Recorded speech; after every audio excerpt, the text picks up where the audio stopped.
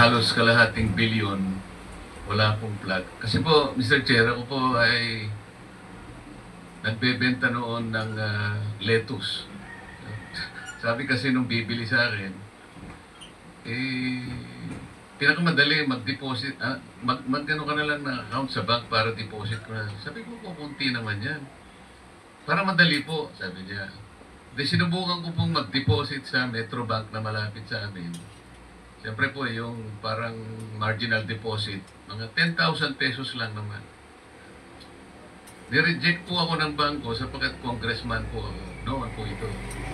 Meron po kayong acronym na 3-letter word, parang potential. PEP, Politically Exposed Persons. Ayan, nagkaganon. Bakit po 10,000 lang po ino-open kong account? Dahil congressman ako, kinakailangan po akong imbestigahan. Ito po, halos kalating bilyon, hindi po maintindihan. Nasabi ko lang po, Mr. Chair. Salamat po. Thank you, Senator Erwin, and then we'll go